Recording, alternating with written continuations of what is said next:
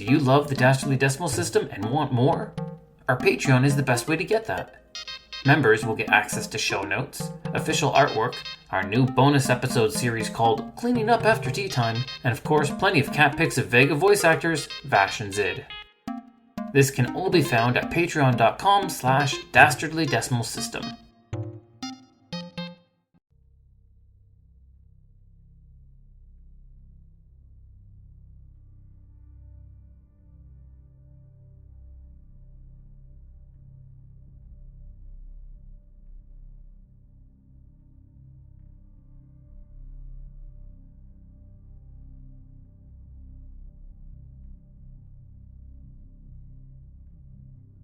The year is 1935, but the history is not our own.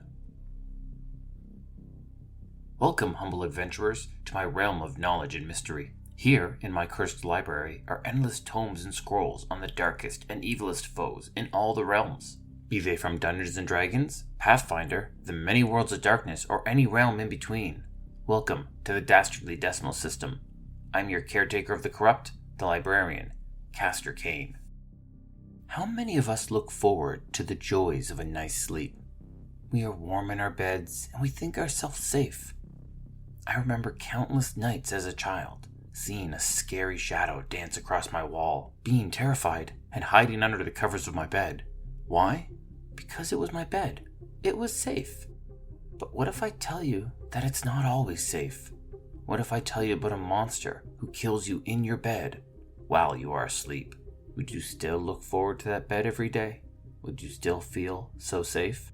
For today's topic, I have brewed a pot of tension Tamer tea. This is a blend to help us invoke calm, something I think I will need after talking about this topic. Now let me pour us each a cup as I talk about the Axeman of New Orleans.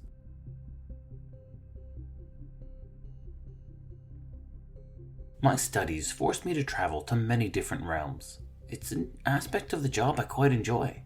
Some realms, however, are far too frightening and terrifying to actually visit. For those, I simply scry upon them from the safety of my library. Even then, some are still so frightening that I can only look upon them with partially covered eyes. Of these, none are as terrifying as the violent and savage realm known as Earth. The many realms of Earth require vast amounts of classification. Some fall in categories with superheroes. Others have futuristic men and women who travel to the stars. And more still have dark powers that seep into unsuspecting worlds. One of these countless categories is a realm known as the Deadlands. But these realms are much like music. For every genre that exists, like rock and roll, there are numerous subgenres, like grunge, punk, or alternative. So while we have looked at the Deadlands before, this time we look at a subgenre of that realm, one affectionately called Deadlands Noir. When European invaders marched upon the New World, a collection of shamans came together to cast a powerful ritual, one that would bring the vengeance of hell down upon the white man. The spell worked, just far too well. On July 3rd, 1863, they opened a portal to the spiritual realm and let a world of horrors into theirs.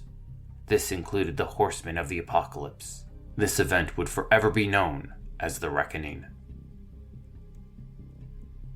72 years since that date, and the world is still vastly different than the one you may recognize, or frighteningly similar.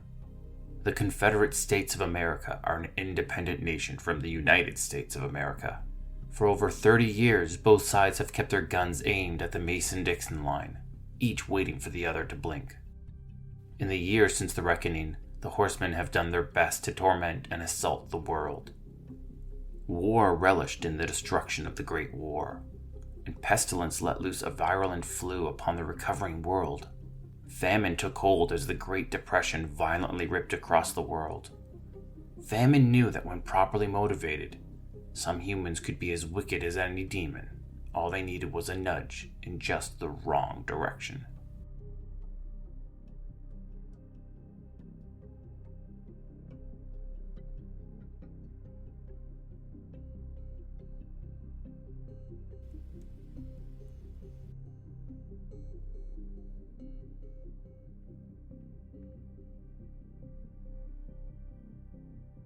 In nearly all the realms of Earth, New Orleans is a mystical place. It is a crossroad of the old with the new, of magic and science. So much darkness had seeped into the city over the years, corrupting and destroying the lives of the innocent.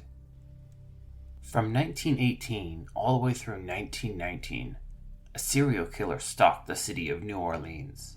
In the middle of the night, he would break into a house and murder everybody inside, viciously killing them as they slept in their bed.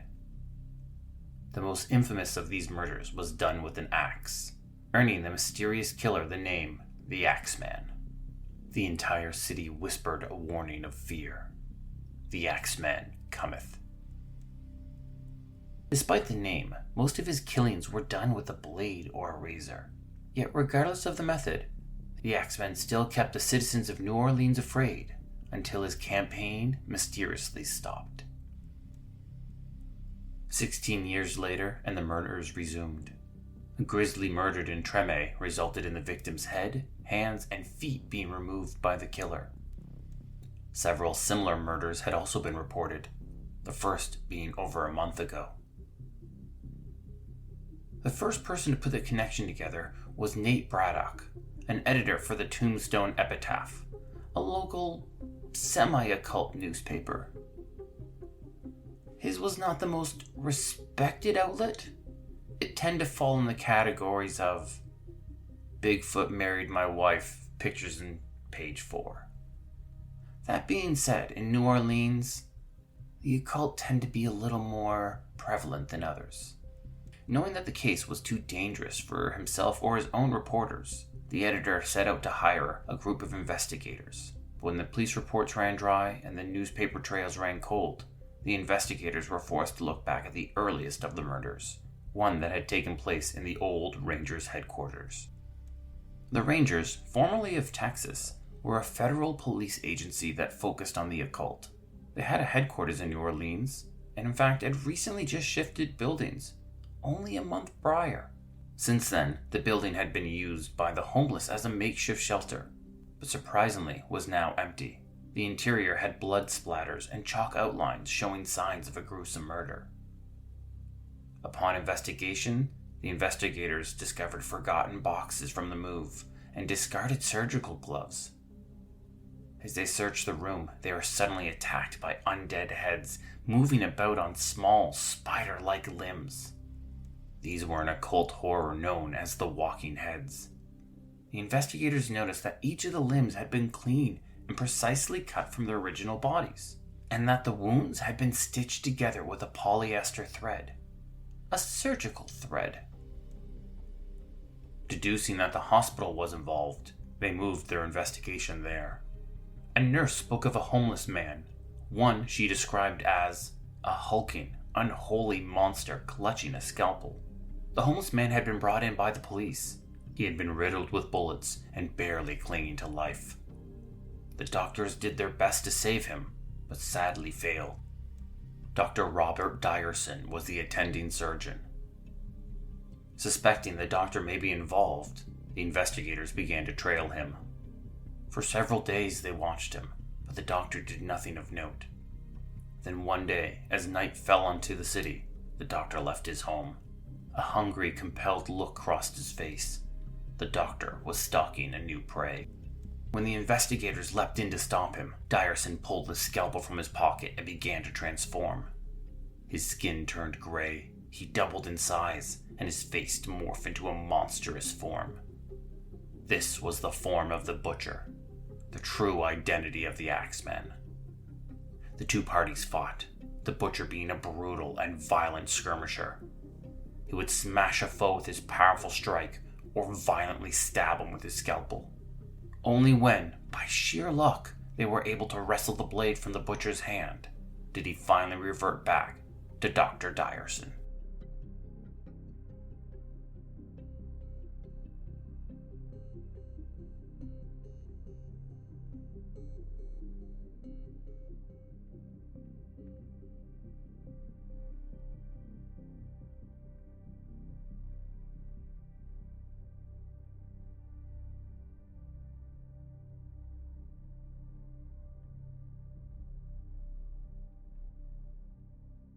The fault of these murders lie not with the actions of Dr. Dyerson, but with the scalpel itself. In 1863, when the reckoning occurred, it flooded the world with dark and corrupt magic. Some men were transformed, others were driven mad, and various mundane items became filled with fell magic and would forever be cursed. The scalpel was one of these items. It once belonged to a Confederate surgeon. On the eve of the reckoning, that surgeon went on a killing spree in the hospital tents at Gettysburg. The surgeon would forever be the first one to be called the Butcher. When the scalpel is in control, it demands a midnight killing for 3 days in a row. Then it will rest for a month. If possible, the wielder would collect the victim's heads and extremities, transforming them into walking heads, or walking arms, walking legs. You get the idea. Each night, the scalpel would physically compel its owner to pick it up. During the day, the scalpel would lay dormant, but at night, it could transform its host into the Butcher, a brutish beast with unholy strength. In the chaos of the reckoning, the scalpel vanished. It would resurface from time to time to compel its wielder to kill. After several hosts, it eventually ended up in the hands of the original Axeman. While the case was never solved, the Rangers were able to ambush the Axeman one night and wrestle the scalpel from him. However, the killer fled before his identity could be deduced. For 16 years, the scalpel remained in their evidence locker, harmlessly sitting in a box. But when a sloppy clerk forgot the box during a recent move, one of the homeless men that had taken up residence in the old HQ stumbled across it. For the first time in almost 2 decades, the scalpel had a host once more, albeit a poor one. Poor as in match, not wealth. The homeless man was not a fine fit for the blade. He needed someone with access to the world, and with someone who could blend in. Regardless, the scalpel forced the homeless man to attack the other homeless, until the police arrived and shot him down. The homeless man was rushed to the hospital and was attended to by Dr. Robert Dyerson. There, doctor and scalpel were first joined. In the homeless man's dying breath, he dropped the scalpel.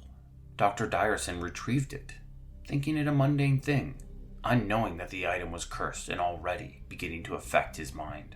The scalpel would whisper to the doctor, day in and day out, until the doctor submitted, and the Axeman made his infamous return.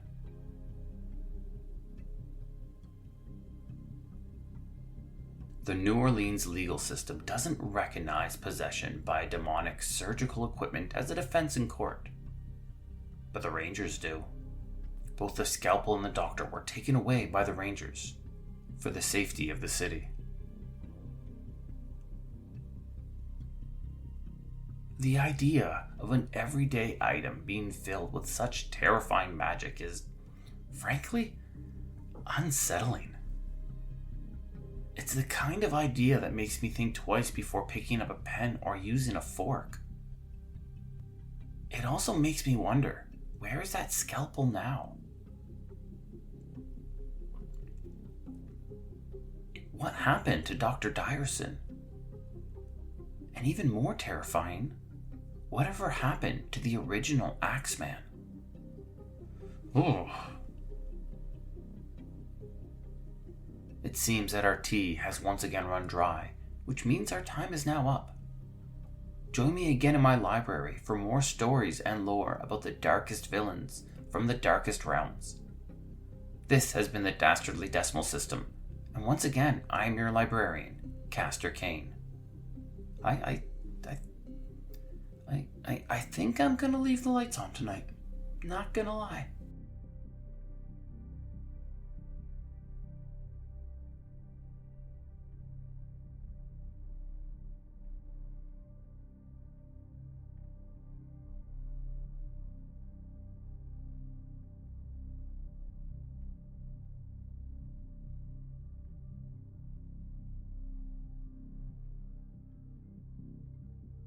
The Dastardly Decimal System can be found on Twitter, Instagram, Facebook, and TikTok at DD System Podcast. That's Delta Delta System Podcast. Drop us a message and say hi. Vega always loves the attention. This podcast was produced by Midnight Reading Audio, a division of Midnight Reading Publishing. The voice of Castor Cain is Larry Gent. Hi. The voice of Vega is provided by my cats, Vash and Zid. Music was Dark Ambient by Yevgeny Kovalenko from Pixabay, licensed under Creative Commons. Thank you, and have a wonderful, wonderful evening.